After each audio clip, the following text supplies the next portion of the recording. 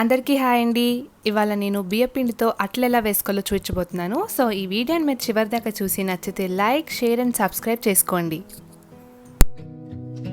ముందుగా ఒక బౌల్ తీసుకొని అందులో ఒక మీడియం సైజ్ గ్లాస్తో నేను బియ్యపిండిని వేసుకుంటున్నానండి. దీంట్లో సరిపడి ఉప్పు వేసుకోండి అండ్ ఒక స్పూన్ జీలకర్ర అండ్ ఒక స్పూన్ నువ్వులు కూడా వేసేసుకోండి. దీన్ని బాగా కలిపేసుకోండి. దీంట్లో కొద్దిగా నీళ్ళు యాడ్ చేస్తూ కలిపేసుకోండి.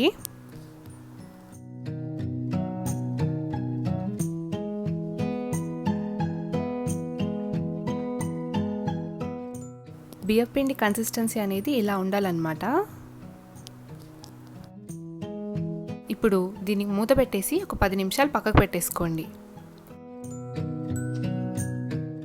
10 నిమిషాల తర్వాత మూత తెరుచుకోండి. ఈ అట్లు వేయడానికి ఇలాంటి చిన్న గ్లాస్ తీసుకోవాలన్నమాట. దీంతో ఒకసారి నేను బాగా కలిపేసుకుంటున్నాను. ఇప్పుడు ఇది పక్కకు పెట్టడం వల్ల కొంచెం గట్టిగా అయింది. దీంట్లో కొద్దిగా నీళ్ళు యాడ్ చేసుకొని బాగా కలిపేసుకోండి.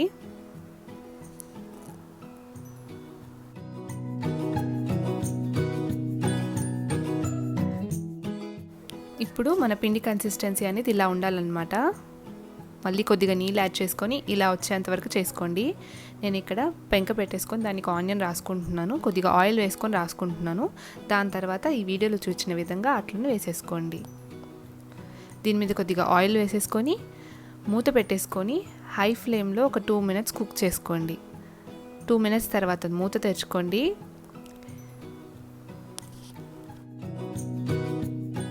ఈ అట్టుని మరోవైపు తిప్పేసుకొని ఆ వైపు కూడా బాగా కాలనివ్వండి. 1 నిమిషం పాటు కాల్చుకుంటే సరిపోతుంది. అంతే అండి, మన బియ్యపిండి అట్లు రెడీ అయిపోయి ఇలాగే నేను అన్ని అట్లని వేసేసుకుంటున్నాను.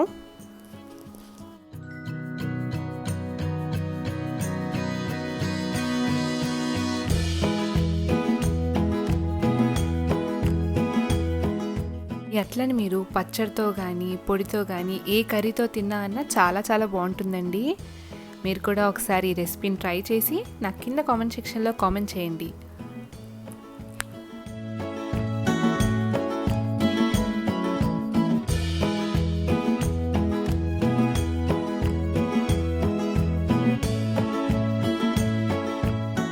వీడియో కనుక మీకు నచ్చినట్టయితే please like, share and subscribe to our channel అమ్మ వంట రుచులు. అలాగే సబ్స్క్రైబ్ చేసుకోగానే పక్కనే ఉండే బెల్ ఐకాన్ని క్లిక్ చేయండి. నేను వీడియో పెట్టగానే మీకు నోటిఫికేషన్ వచ్చేస్తుంది. Thank you.